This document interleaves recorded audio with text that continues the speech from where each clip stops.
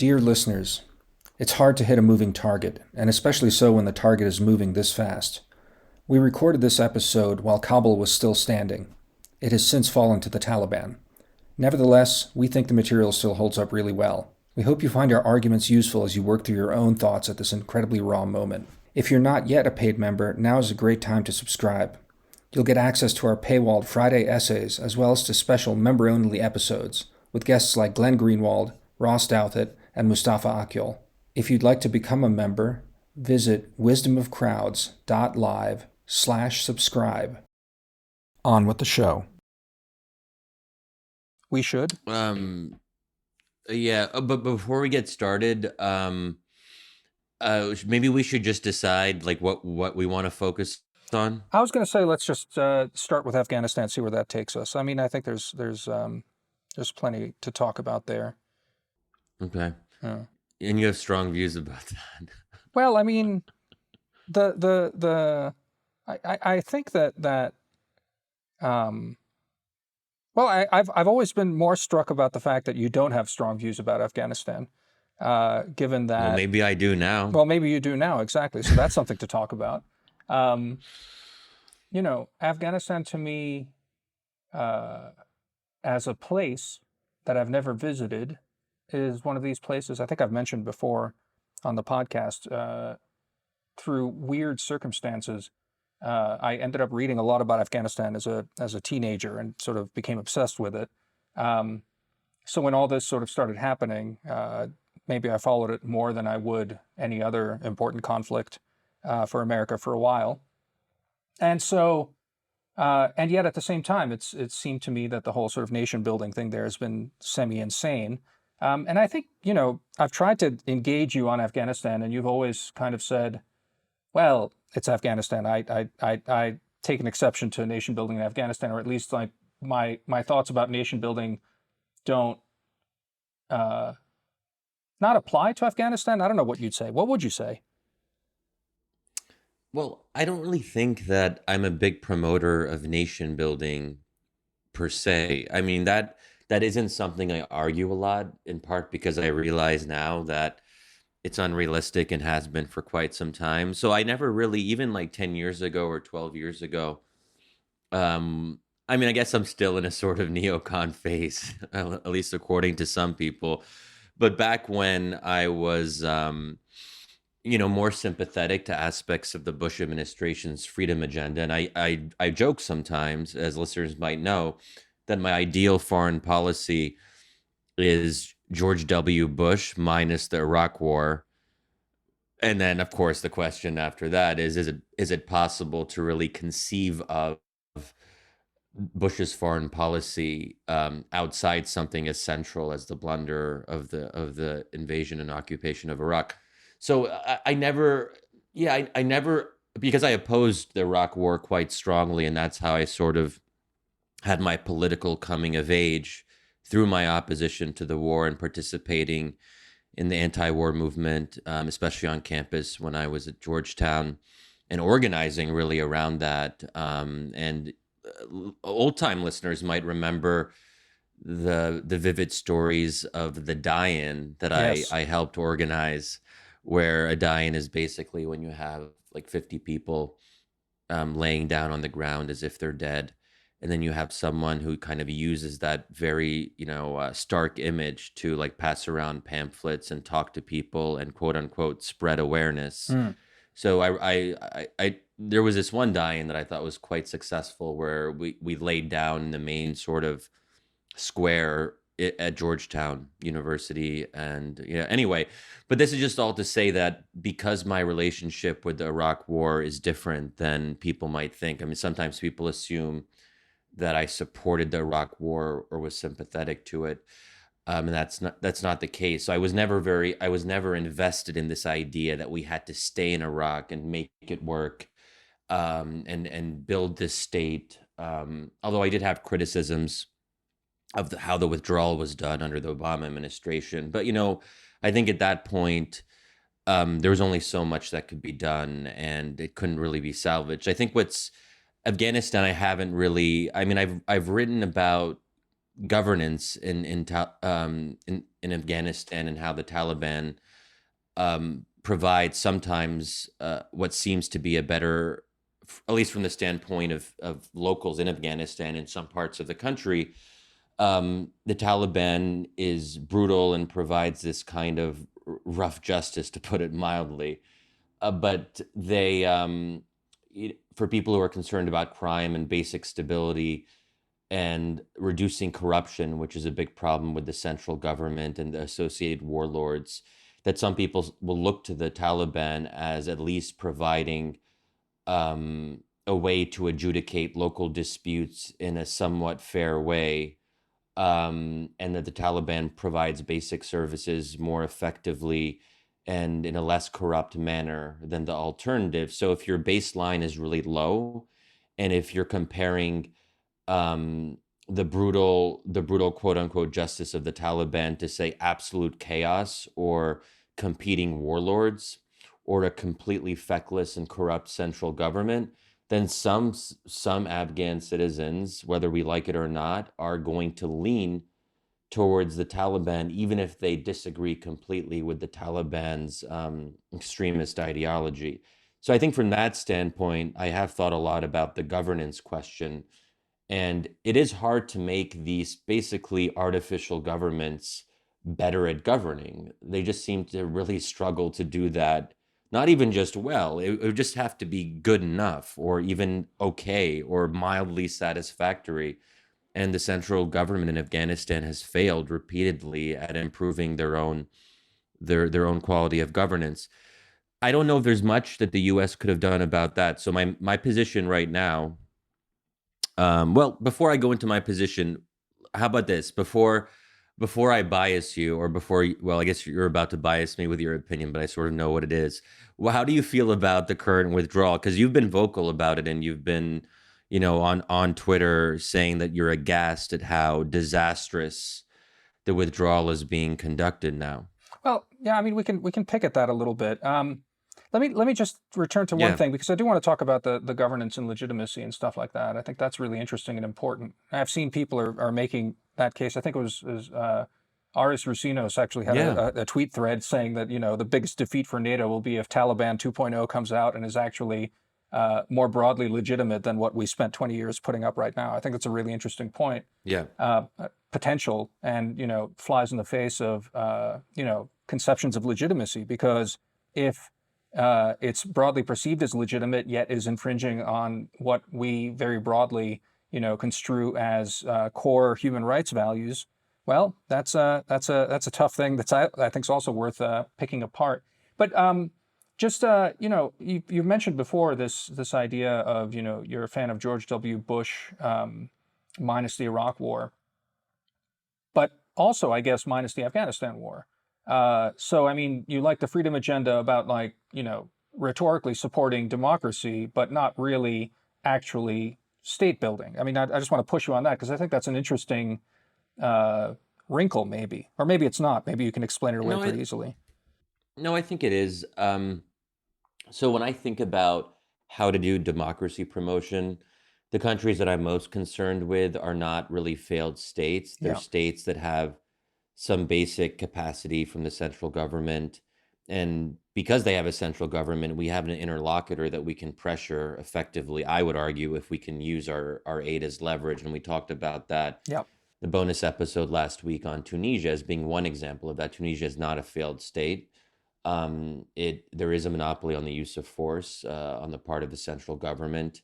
You don't see armed factions. I mean, whenever you have like armed factions controlling different parts of the country, then democracy promotion becomes very difficult, because you don't even have the starting point of a state that is coherent, cohesive, and even where people agree that this is a state that should be respected at some basic level. But if you're talking about Tunisia, Egypt, Saudi Arabia, Bahrain, Morocco, Jordan, you have examples there where we do have levers where we can put pressure on those governments to open up their political systems using non-military means, Hmm. using primarily economic aid and military assistance and IMF loans, financial stabilization packages, so on and so forth.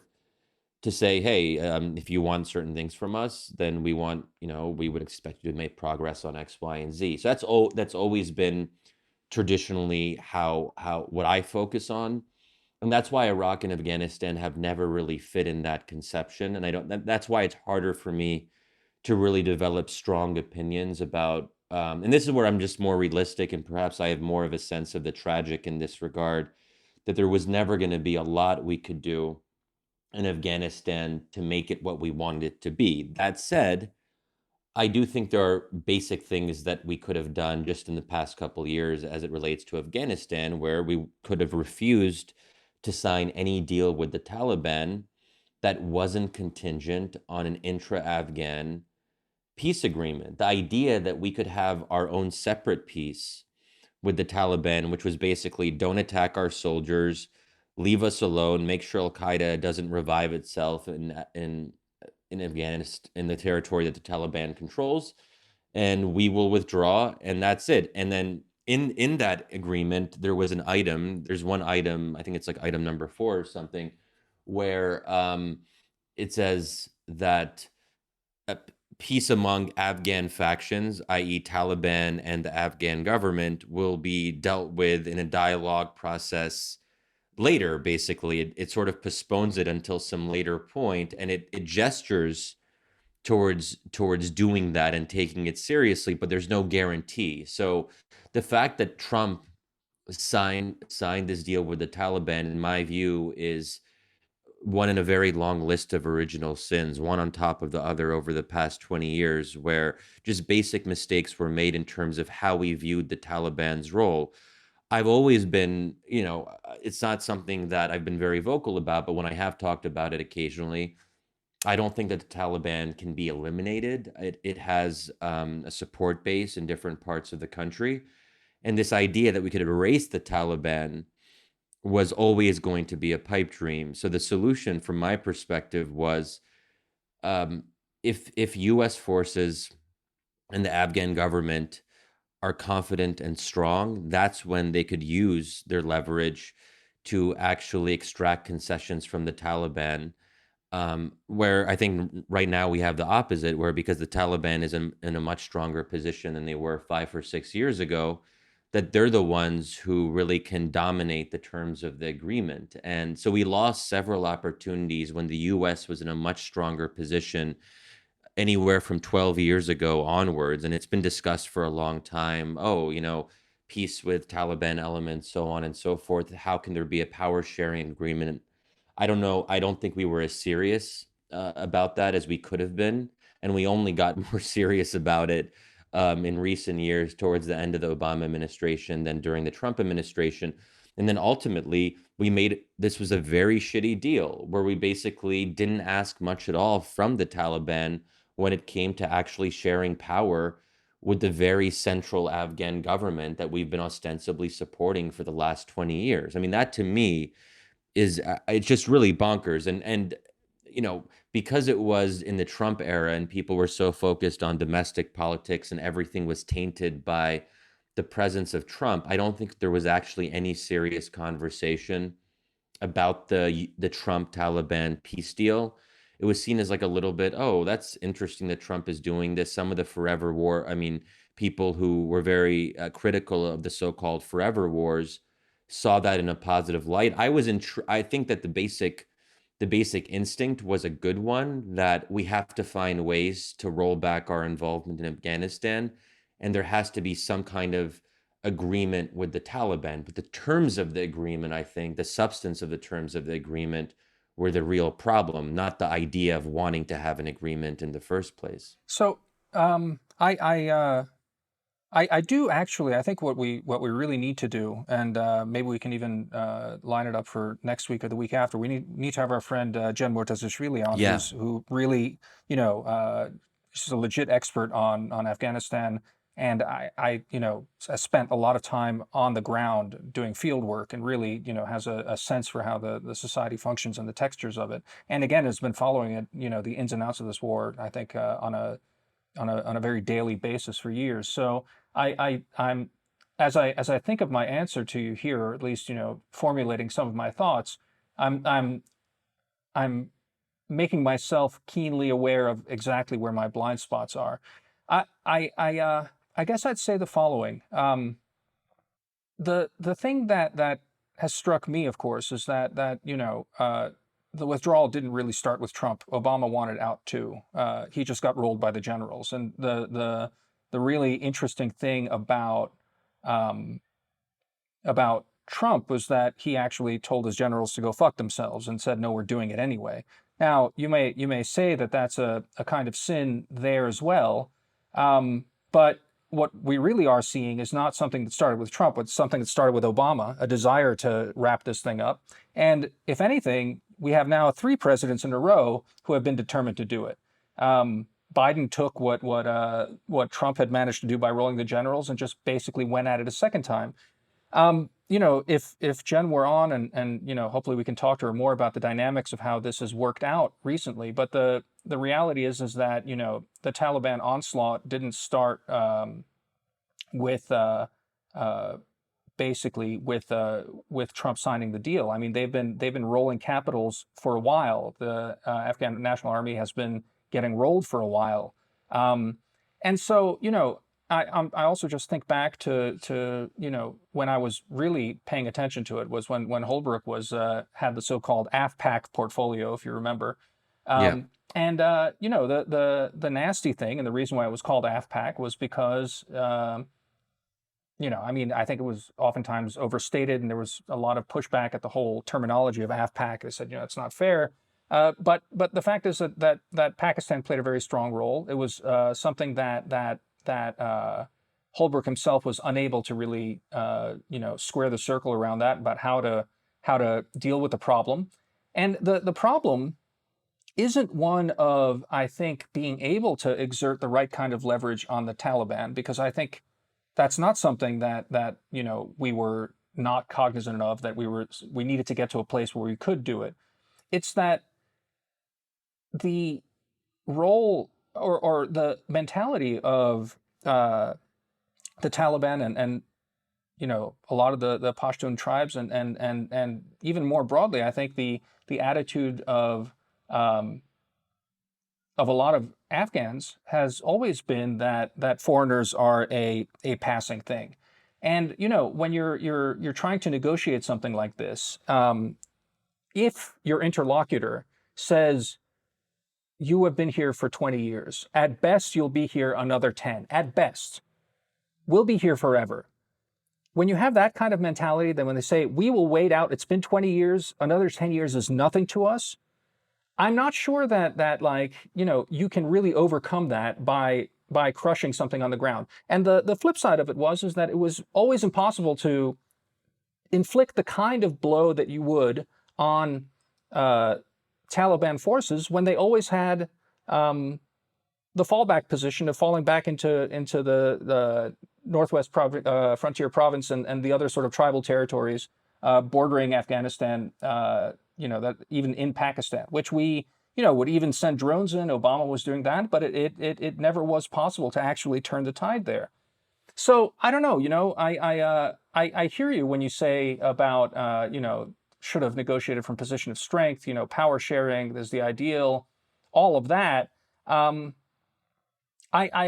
do wonder, though, how possible it was, because it's not like we just put idiots, to try and crack this problem. A lot of people tried to crack this problem, and it's, in many ways, it's an uncrackable problem. That said, I mean, what bothers me about it is not so much the withdrawal, and it's not so much the terms of the deal. It's that it just feels incredibly rushed and hasty in a way at this point right now. Now, not hasty after 20 years, but hasty in the sense of I feel like a lot of the messaging by this administration has been incredibly ad hoc. And you just get a sense as well that our military, and this is not really, the messaging is on this administration, especially all this real nonsense about the international community and human rights and stuff like that. I don't know who they're doing that for. It's just transparently silly.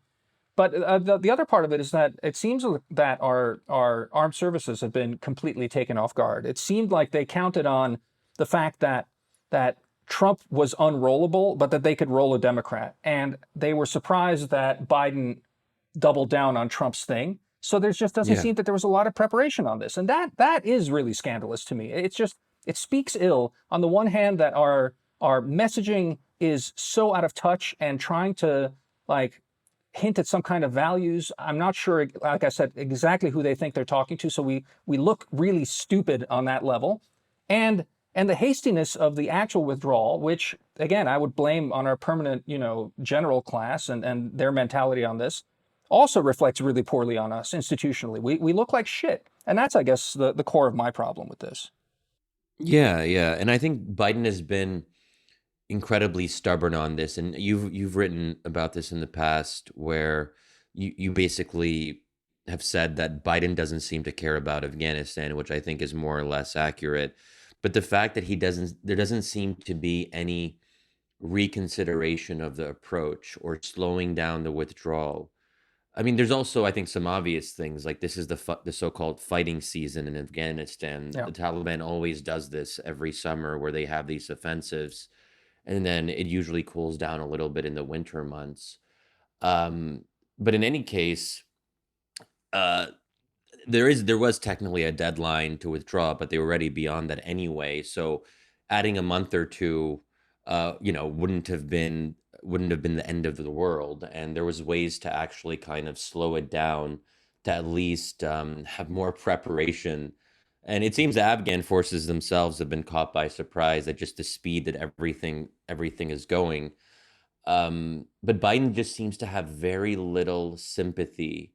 And usually, if you have a Democrat, like someone like Obama would look at what's happening now and he'd probably do a lot of moral preening where he would be like, oh, he would kind of like wax poetic about tragedy and how this is just so hard to watch and the humanitarian instinct and all of that. He probably wouldn't have ended up doing anything. That was always what was frustrating about Obama, is that you sensed a kind of a moral discomfort when he saw atrocities committed or when he would see a military overrunning a sort of fledgling state, that sort of thing. um, that he was bothered by it, but he also felt that he couldn't do much about it. Where I think Biden doesn't think he can do much about it, but doesn't seem particularly bothered from a moral perspective. And one can argue whether that's more clear-sighted and maybe there's something appealing about the lack of sentimentality there, but it also suggests a stubbornness and an unwillingness to shift course on what is appearing to be a major foreign policy debacle. I don't know how it will be perceived. It depends on how quickly or if Kabul will ultimately fall. But we could see a situation, and we already see hundreds of thousands internally displaced and refugees, and you might see refugee spillover in Europe. So I'm getting a sense that we're going to have a situation here where the spillover effects will be with us for the remainder of Biden's term and beyond. And if so, I don't think history will look particularly kindly on this particular decision. And it does strike me that this is getting a lot of attention. Afghanistan has not been on the front pages for most of the past few years. Subsequent consecutive days over the past week, I've noticed Afghanistan is top on the New York Times homepage, Wall Street Journal, Washington Post. Maybe not always the number one story, but it's up there quite prominently. So this is getting a lot of attention for something that Americans had largely forgotten about. And it just seems like does Biden want to be saddled with this as one of his foreign policy legacies? So trying to read through a lot of this stuff, and I am trying to keep up with it. A couple of things pop out to me every so often that it's I ask myself about what I'm reading and then what the decisions are being based on. I can't remember what article it was, but it made passing reference to the assessment that is apparently um, you know, held by the White House still to this day. And this is again where an expert like Jen would be really good to help out in explaining this. Um, but that Kabul in fact is in no danger of falling until next spring, was one of the assessments there. That even though we're hurrying up and that things are moving faster than expected, that Kabul itself is not in imminent danger of falling. Now, I mean, that's somewhat contradicted by the fact that we're sending troops to evacuate the embassy but I sometimes wonder whether, this coverage that you're alluding to, how much of it is, the kind of thing that journalists really like to do. Journalists love to preen about this sort of stuff. And one of the things that they most love to preen about is when America is not living up to its own high standards. And so the one thing you find in all of these articles is, some note, some mention that America and Biden in particular is abandoning Afghanistan's women, which is true, but I just don't think is really all that material, quite frankly, to what's happening and what's important. I mean, it's a human interest story, but it seems to me like human interest is driving a lot of this, and I do feel like I have to fish through a lot of this, Obama-esque garment rending to get at, clear reporting that says, well, the White House thinks X, Y, and Z on this. Most of the reporting is like, horrible things are happening, rapes are happening under areas where the Taliban are getting control, and Biden is being stubborn about it.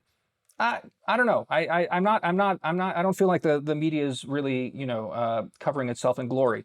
A second thing that really jumped out at me along the very same sort of way, and I wish there were more reporting on this because I don't know where it's coming from. This I did see, I think it was in yesterday's article by Stephen Erlanger in the New York Times. The title of it was "Afghanistan's Unraveling May Strike Another Blow to U.S. Credibility." Yeah. And the article there, Stephen's reporting from Brussels, so it's very much about how the Europeans are looking at this and all the garment rending that's going on over there. And I'd like to get to that in a sec, but there was a little aside there that said that in fact, I don't know if this is the Europeans or the Americans or both, or if this is just sort of like the common assessment, is that the humanitarian and or the migrant pressure coming out from, even if the Taliban wins and completely overruns Kabul, won't come close to measuring up to what Syria wrought on Europe. And that's something I was stopped dead in my tracks because, quite frankly, I've been operating under the impression, largely informed by other reporting, which now I see is not really grounded in anything. It's just sort of grounded in the same thing as I am. It's just sort of some kind of inductive reasoning on this, that, this is going to exert the same kind of humanitarian catastrophe pressure. Now, it may very well, and this assessment may be wrong, but I'd like to hear more frequently that, in fact, there is an assessment in the government and in European governments that they're actually don't think that this is going to be the kind of humanitarian catastrophe exerting pressure on Europe's borders that Syria was. So I don't know. That's just, back at you on the sort of media stuff and the privilege and the sort of the long fallout. I still think that the messaging by the press office, Jen Psaki and Ned Price, has been ridiculous and mock-worthy. But so that reminds me of the Obama years when you would have these declarative statements from spokespeople that, we think that it would be in the Taliban's interest to seek legitimacy, and if they in fact want legitimacy, then they will do the right thing, or they will try to not be isolated because they want to be recognized internationally. All this stuff that presumes a certain kind of rational actor model. I do believe the Taliban are rational, but their ends are not the same as our ends. So we're trying to sort of superimpose an American or Western mindset that international legitimacy is the most important thing, and the Taliban will be responsible because they ultimately want that, because that's what most people want. Even extremists want to be legitimate.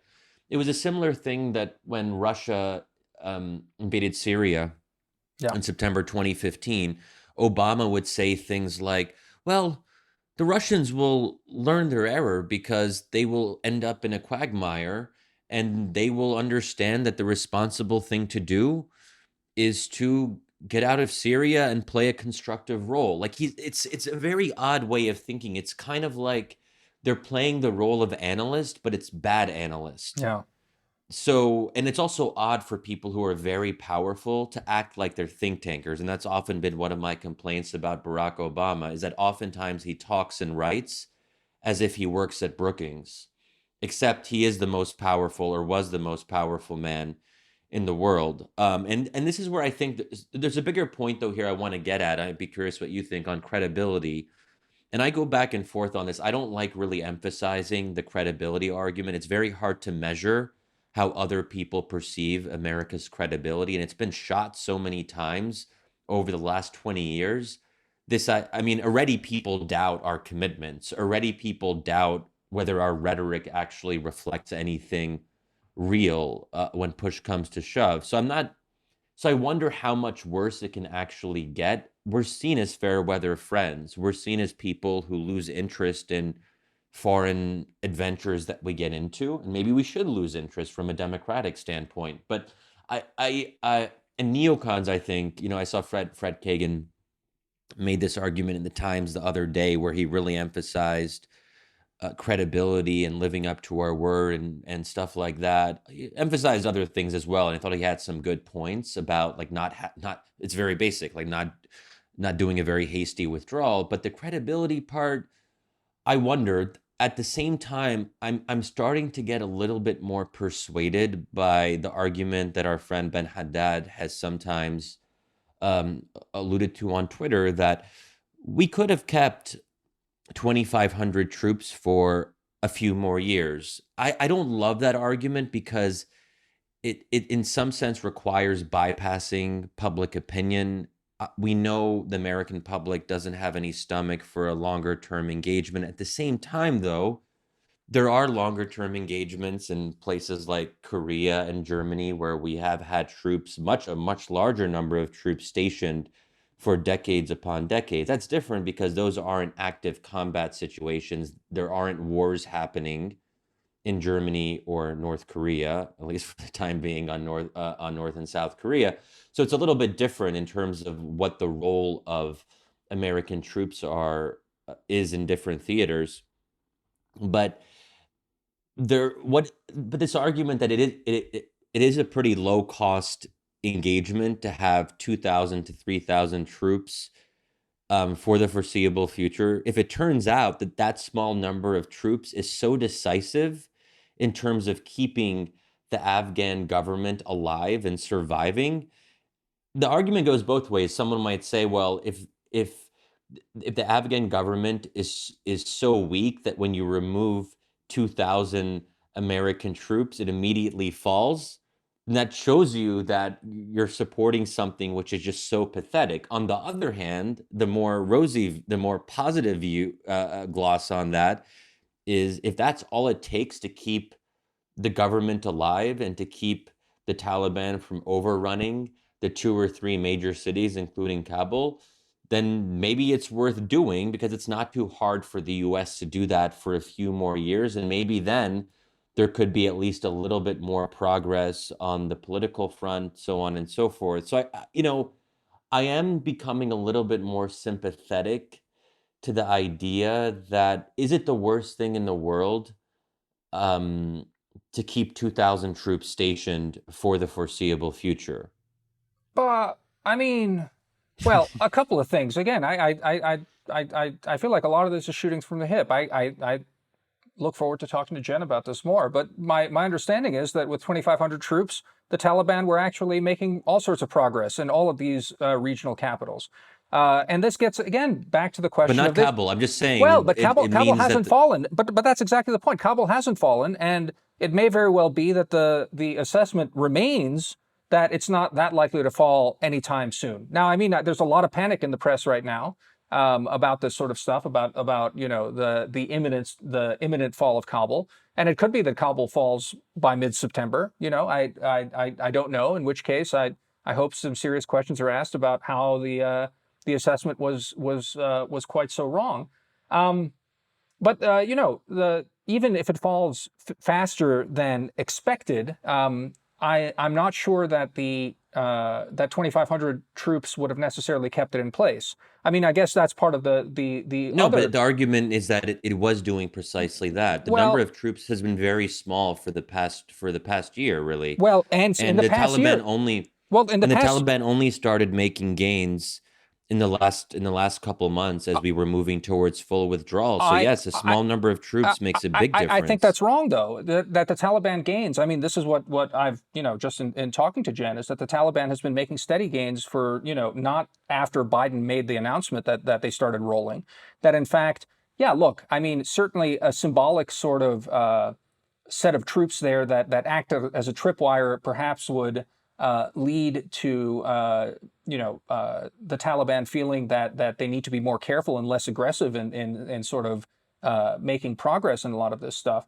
But I think the flip side of it is this. If the Taliban had already, with 2,500 troops, actually the bare minimum, were already starting to make gains, the pressure would soon mount on the Biden administration, and I imagine that this is what Biden is thinking, would mount as the Taliban kept rolling through the countryside, that we need to send more troops in because 2,500 wouldn't hold Kabul in the long term. And then you're back into this shit right now, because the question is, to what end are we holding Kabul, and to what end are we bolstering this government? Now, if the argument is we need the air base, I forget the name of the air base in Kabul, in order to project force, in order to be able to, I don't know, drone terror groups, and we need to have a permanent base in Afghanistan in order to keep the region in play.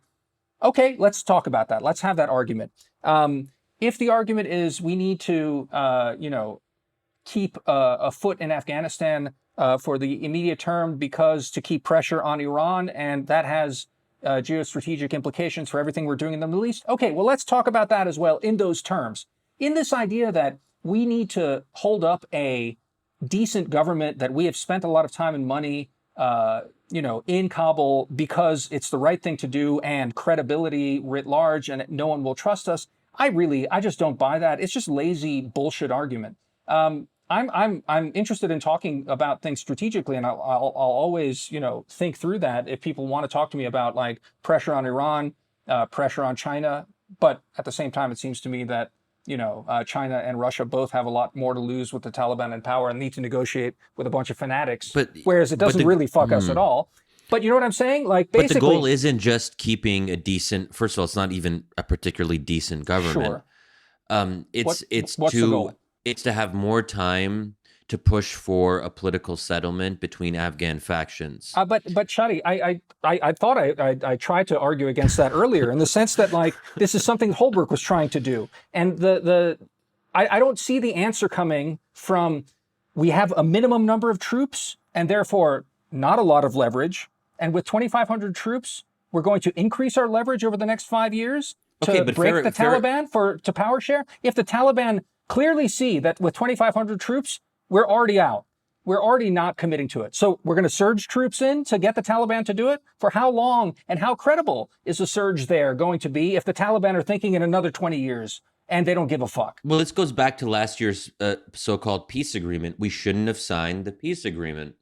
And that doesn't mean we couldn't have withdrawn. I just don't think we should have withdrawn on the Taliban's terms. So we decide on our own timeline when we want to withdraw and what number of troops we want to withdraw, and whether we want to keep some kind of residual force for an additional period of time. To what end? There's no reason that should have been done in a separate peace with the Taliban that effectively undermined the Afghan government.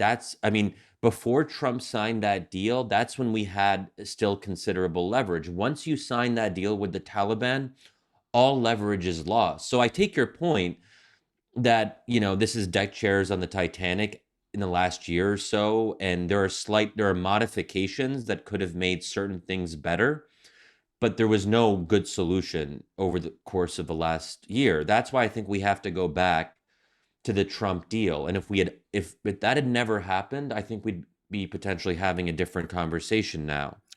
That to me is when all of this is when a lot of this started, is when the peace deal was signed with the Taliban on February 29th, 2020. How would it, if Trump hadn't gone through with it, how would Trump's term on Afghanistan been any different from Obama's? Whereas they both wanted out. Obama kept, remember how many reviews? Was it three? Three reviews? He kept going back to his generals being like, no, no, no, no, give me another option, give me another option, give me another option. Do you remember that? It like kept going. And they rolled him. They rolled him. In the end, he said, I can't do this. And so Trump also gets convinced and basically rolled by the generals. It's saying, look, we can't do this. Not right now. Now is not the right time. How do you answer that? When is the right time? Send more troops to get the better leverage. Again, Holbrooke was dealing with this stuff I don't back think then. there ever had to be a U.S. Taliban deal. That's a complete. That's a fictional construction that's necessary for us to withdraw. That's You don't fine. need to sign a deal with the Taliban in order to withdraw your troops. So that's what's offensive to you, that we signed a deal with these cavemen. No, I don't even see them as cavemen. I see them as people who have to share in the future of the country because they're not going away. They can't be defeated. And we would have had to make serious concessions and compromises. I just think the deal that we ended up getting was a remarkably bad deal. And I think Obama wasn't comfortable doing a deal with the Taliban that would have made him look weak or made him look soft on Islamic extremists. So I think he was probably holding out and saying, hey, I can't put my name on this. But there was something in between that and what Trump ended up doing. So I think under Obama, there was an unwillingness to make more concessions to the Taliban, and some of those concessions might have been necessary, where Trump went so far in the other direction where he made all the concessions were made, or the biggest concessions were basically handed over to the Taliban. And I obviously it's hard to know, and at different points in time, because you have different you perceive your leverage in different ways. It's hard to really know what the right deal is, especially when the domestic blowback of a Democrat doing a deal with the Taliban are considerable. Can you imagine what Republicans would have been saying if the Taliban was brought into a power sharing agreement with the central government? So I think Obama just wasn't really going to do that, and he wasn't the right person to do that. Trump, I think, deserves some credit for actually being willing to go against the consensus that you can't really do a deal with the Taliban, because I think you had to do one. It's just a question of what the term. Again, I go back to this: that what are the terms of a deal? And if you can't get good terms on the deal, then just don't sign a separate agreement with them, and just focus on the fact that you need to have. So this is basically what I'm saying.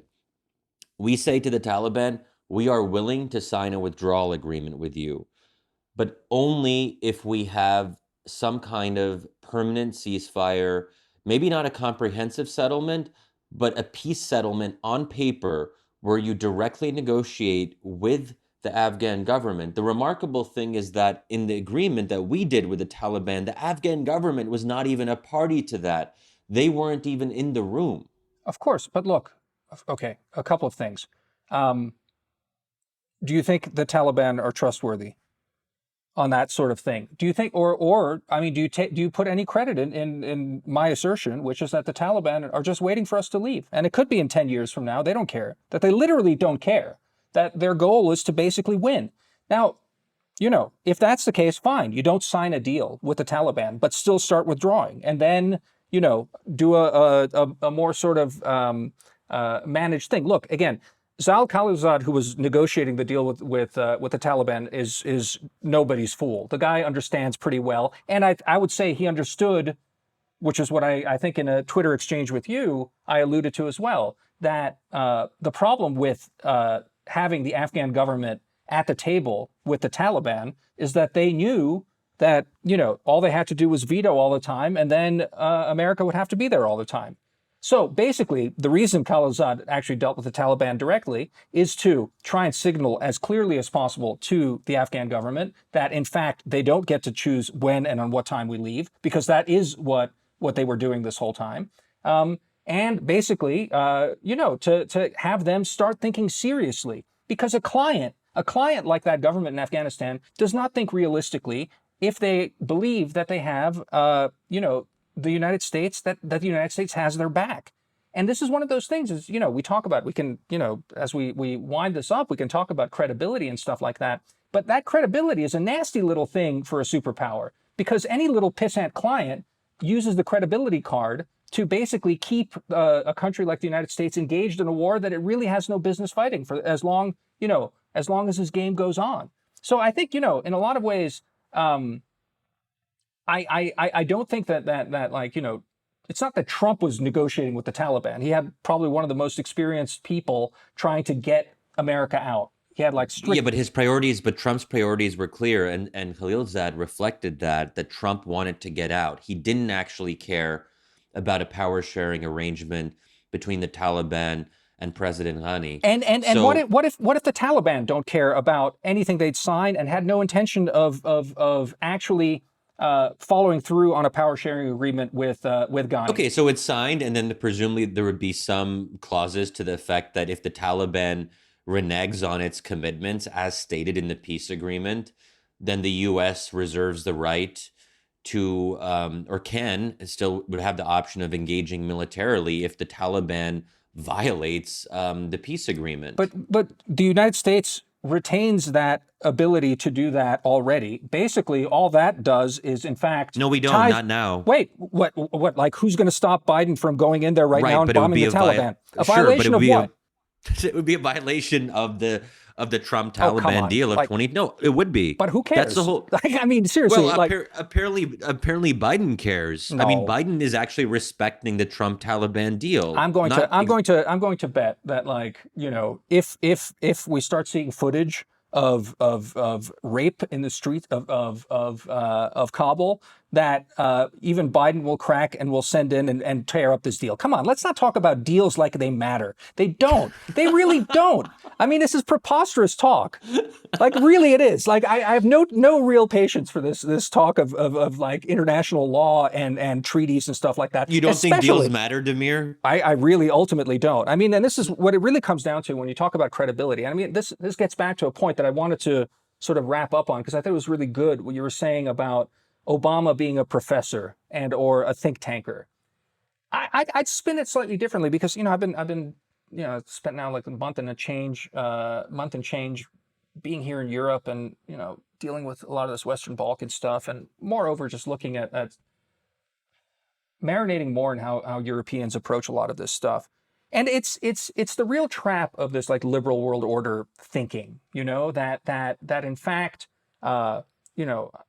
there's things that are right and correct, and the world tends towards them, and we're institutionalizing the right and correct. And if only people use their rational faculties, they will come around to it, and the right and correct will work itself out. This is not just Obama, and it's not just think tanking. It is the mentality of Europeans as well. So they don't really understand, for example, when, I just read like a really long paper at ECFR that was making the case that, Europeans are stuck between this idea of engaging with Russia or like being tough on Russia. And that there's like a debate within the European mindset that, there's hawks who want to be tough, but then, engagement is better. And so it's like a tug of war on this. That's not how Russians see this. And the paper makes a good case on this. Russians don't see, acts of goodwill and charity and a hard line as these things that are two different poles and different like Jekyll and Hyde sort of things. They see basically what are the red lines, what can any large power get away with, and what will trigger a real pushback. All these powers, they see a good action, or like an attempt to do something positive, more than likely they'll pocket it and proceed pushing the line where they see weakness ultimately. And where they see strength, then that will shape their correct, exactly, behavior as well. Exactly. So if the Taliban sees a certain commitment from the U.S., is the commitment forever? No, of course not. Their commitment is forever. And that's my point. I think this has been clear to most people dealing with Afghanistan, is that like the Taliban don't care about agreements. They are waiting us out. The Pakistanis are waiting us out. Everyone's just waiting us out there. So unless your commitment is, and this is, to their credit, a lot of neocons make this commitment. We need to be there basically forever to maintain a a basic level of decency, because over time the tide will turn and progress will happen. I mean, maybe theoretically, over time, given a long enough time horizon, progress rolls over everything. I don't buy that. I'm not progressive. I really don't think that's true fundamentally. And I think it's politically stupid. Like that we're going to be there forever. We're not. And that's what it really comes down to. The Taliban are absolutely correct that we're not staying there another 10 years. And probably not another 5 years. Or not another 2 years. Okay, but we could have. But they're correct that we won't. We've had 3 presidents that didn't want to already. 3 elected, presumably not because of a personality quirk that 3 of them wanted to get out. They felt that there was a political benefit to getting out. The Taliban understand our politics better than our values warriors, our neocons, the rest of them. They see we have no appetite for us and that we have no interest in it. That our interest in human rights and all the rest of this is this shirt-rending bullshit, but it doesn't actually amount to anything because there's no reason for us to be there. Again, I'm open to people making... Yeah. What you're pointing to, and that's I love what you've said, because I think you get at a fundamental problem. I think you're pointing, perhaps inadvertently, to why the U.S. isn't good at this. And I think there's a deeper argument here about what kind of role the U.S. can and should play, and if we had more stomach for seeing, I'm hesitant to make this argument, and I try not to, but I'm torn because I do see the compelling interest in drawing down our involvement in Afghanistan and in other places, especially if the original conception of the war was either unjust, as in the case of Iraq, or misbegotten in the case of Afghanistan. I think that we all, after 9/11, we saw the U.S. invasion of Afghanistan as necessary and just. There were other ways, I think, to sort of conceive of that intervention, knowing what we know now. It would have been very difficult for anyone after 9/11 to offer a kind of a lighter footprint approach to Afghanistan. But obviously, like, once the state building happened, I don't necessarily know that that's what a lot of people expected to happen. And so anyway, this is all kind of, whatever it is, like Monday morning quarterbacking and all of that. I mean, this happened a very long time ago. So I am hesitant.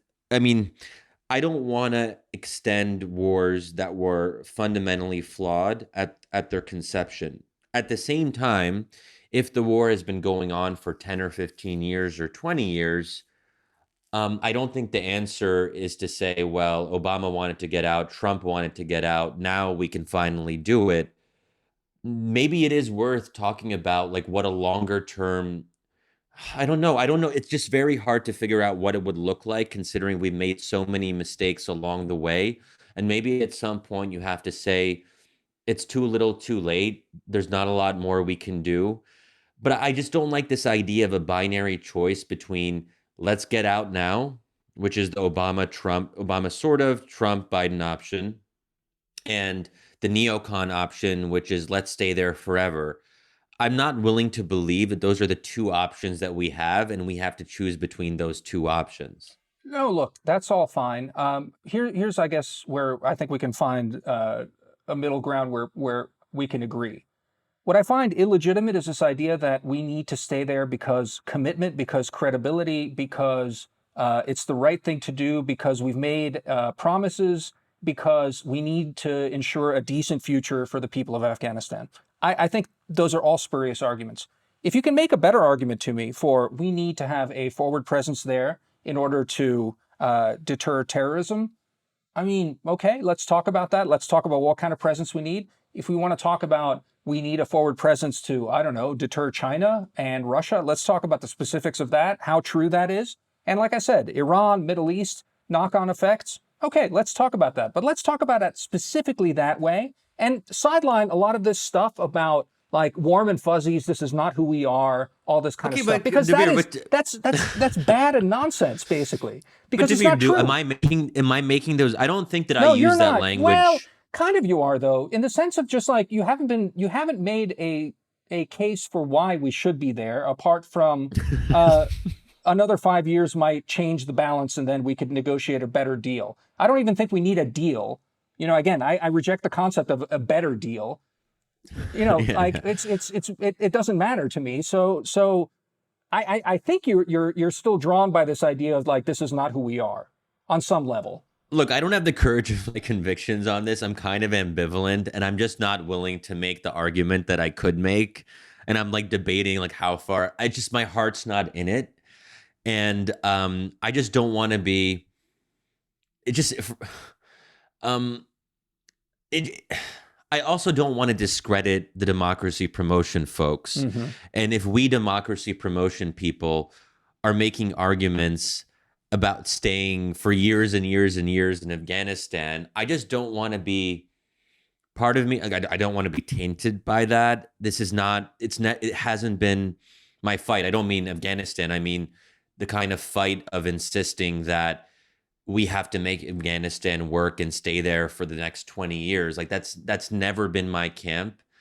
And I just don't, and I don't want to mix that up with what I think America can and actually sometimes does do a lot better, which is using a narrower toolbox that is less ambitious, that is less about nation building, and is more about incentivizing existing governments to be at least a little bit better than they currently are.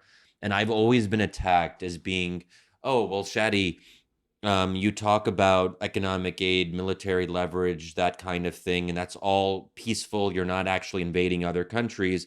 Well, what about Afghanistan and Iraq? Those basically undermine your argument. And are you really able to separate them and treat them as a different category? So I guess I'm still insistent that it's a category that those are different cases. And that's why I don't know if I want to I don't know what I want, but also I don't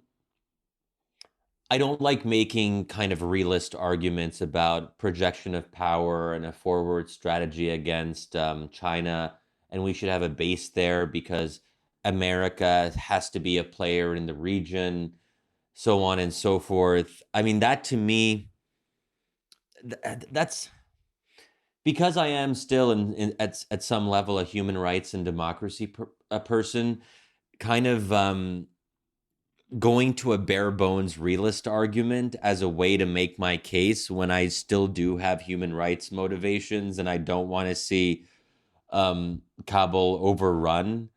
And the fact that we have, I guess, in some sense, made commitments to people who live there that we're not going to completely disregard them and leave them to their own devices. Or maybe we never actually made those commitments, but people thought we did. Implicit, yeah.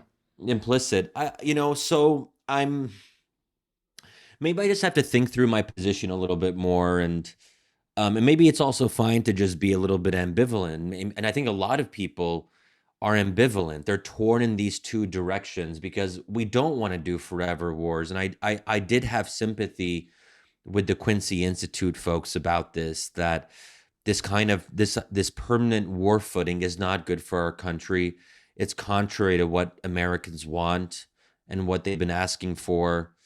And even the fact that Trump won in 2016 was at least in part about a failed foreign policy consensus from both parties. And here I am, basically, you're almost like pushing me to make a case that we should go back to that bipartisan elite foreign policy consensus that really didn't have great results. And there was a hubris there, and this idea that America had unlimited resources. But if this is the alternative, then maybe the answer is there are no good. This is yeah, Tragic, we're yeah. stuck. It's Tragic stuck. world. Maybe we just have to acknowledge that there was no solution. There is no solution. The withdrawal could have been handled a little bit better, but Yep. it still would have been a shit show. Yep. Maybe we could have done a different deal with the Taliban 2 years ago, and maybe Trump wasn't the right person to do that because he doesn't give a shit about a political settlement or power sharing. He just wanted to have the optics of, hey, I'm a negotiator. I made a deal. I don't get the sense that Zalmay Khalilzad really felt that he had enough space to do a grander settlement.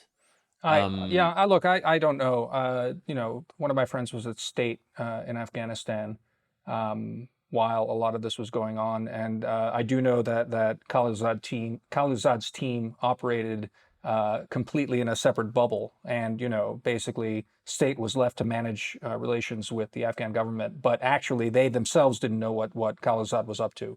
He had his own team and it operated separately. So I don't have much insight into Khalilzad's, what he really thinks and about all of this. But presumably, his name is on it, and if he was so deeply unhappy, I imagine he would have resigned at some point. So I don't know, whatever. That's all speculation. I'll just say something, about the tragic world that I feel like you've gotten to there at the end. There's maybe the way to sort of end this episode is again going back to that Steve Erlanger piece. There was talk about a European, looks like some manner of European think tanker, former French and UN diplomat, now at Columbia University, Jean-Marie Guéhenno. yeah, It's a quote from him. Says, the issue for America's allies and others, though, is less credibility, a much misused term, than ability to see commitments through to the end. And the world can seem a more anarchic, less comprehensible place, he said. The military debacle of Afghanistan, coming after the diplomatic debacle of Syria, will make Western nations more inward-looking, cynical, and nationalist, as they feel surrounded by a world that they can't control, but that keeps intruding. And I read that, and apart from the part about more inward-looking, cynical, and nationalist, which I don't think is a foregone conclusion of this, I kept saying, well, yeah, good. We should look at the world and see it as an anarchic and largely incomprehensible place. It's not a world that is, in fact, changing towards our expectations. And it is a world that we can't fully control, but will keep intruding. I think if we internalize all of these things, we, being the broader West, Europeans as well, if we can wrap our heads around the fact that resources are limited, the world is anarchic and is not getting better, and there's only so much we can do, and that therefore all of our choices need to be not about we need to do everything to make the world a better place, but think about opportunity costs for everything we do. Now, again, this is not me making a case that the opportunity cost in Afghanistan will make us more effective in China. I think that's another sort of silly argument that's trotted out by neocons to crap on the withdrawal. Like, oh, it's not going to make a difference with how we approach China. But it is important, I think, to have that like deeply tragic sense deep in our hearts. And the lesson of Afghanistan is one of internalizing that we couldn't make it a better place. That at every time we committed to doing it was actually a mistake, and the proof is in the pudding. I guess that's how okay, I'd end it. okay. Well, maybe we'll continue this in the bonus episode because I actually disagree with a number of things that you said there. But first and foremost, we did make Afghanistan a better place. I mean, it's just a fact. We did. Sure. I mean, I guess that matters, but not really. What do you mean? What do you mean? You guess it matters? I mean, you're saying that we can't make Afghanistan a better place when in fact we did. It didn't. It's not lasting. Well, It doesn't look like it will last. I guess that's my point in the sense of like if you can if you imagine America as basically a project for the improvement of the world, and you're going to basically be doing this kind of social work basically. And you understand that without America's permanent presence, this falls apart, and therefore we need to have American permanent presence somewhere in order to help people. Well, okay. I mean, that's what the neocon argument boils down to. I think it's unrealistic, and we'll be running into resource constraints, and you've already seen it running into political constraints. Because again, I stress it's not that we've had three separate individuals who felt strongly about pulling out of Afghanistan. You had three very seasoned politicians who saw a political benefit from pulling out and felt it in their bones. So again, if you really see the role of America of improving lives of foreigners, and that's how you think of foreign policy, well, I mean, that's a huge disjunct where, we'll just have to agree to disagree. Now, I don't think that's a primary goal of U.S. foreign policy. The analysis, Shadi, of Afghanistan is that ultimately, I think it's been clear to, again, going back to Holbrooke's time, to everyone that, what we were building was not going to stand on its own ever, because we had an implacable enemy who was waiting us out. Waiting us out. And that was an unsolvable problem. And I think pretty clear for the length of this war when we committed to doing nation building as opposed to counterterrorism, you know? And as long as that's true, you're basically committing yourself to, improving the lives of people, we stay forever. Because the enemy that is against progress will wait us out. And we have no means of total defeat, total victory over them. I think that's what it really boils down to. Yeah, yeah. Okay, well, I think we can segue into, I guess, what will be part two of this conversation. Maybe Yeah. this can be, if you guys want to hear how this conversation will continue, because Damir is basically bringing out my imperial side. Like, I'm almost tempted now to kind of like, maybe part of the problem, via Neil Ferguson's Colossus, which I remember reading after 9/11, Yeah. that one of the problems with the US is that we're not willing to rise to the occasion, and in this regard it might mean embracing our neo-imperial role. Obviously I don't think that's the right argument, but it but it does get to this question of, like, unlike previous empires, we weren't really willing, we don't like this idea, we're torn. And I think there's, this is part of the American dilemma, and perhaps the American tragedy abroad, is that we do want to make the world better, we do want to improve people's lives, at least in some places, but we're not willing to take that to its logical conclusion. And the question is, should we ever think about what that conclusion might look like? And obviously, I would come out and say, no, I don't mean to suggest to you all that I support America becoming an empire, but I do think it means that we have to acknowledge that America not rising to the occasion and not seeing through its commitments, and pretty much acknowledging that the world, as you put it, Damir, is incomprehensible, has major, major moral and political and strategic costs.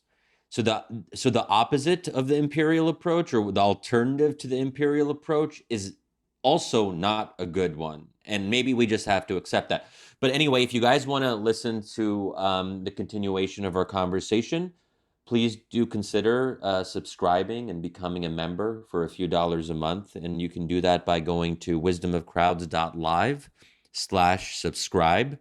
And in addition to our bonus episodes, you'll also get our weekly Friday essay. And since my Friday essay just came out, I guess yesterday, or for you guys 2 days ago, it's on Tucker Carlson, Hungary, Carl Schmitt, the famous or infamous prominent member of the Nazi Party, jurist, philosopher, who's become one of the most influential intellectuals of our time, even though he's dead. So there's a lot of maybe things that you'll find interesting in that essay. So do consider joining us and being part of our little community. And Damir, I look forward to pushing back and getting angry with you as we continue our conversation in the bonus episode. Can't wait. Can't wait. All right, Shadi. Talk soon. Okay, bye.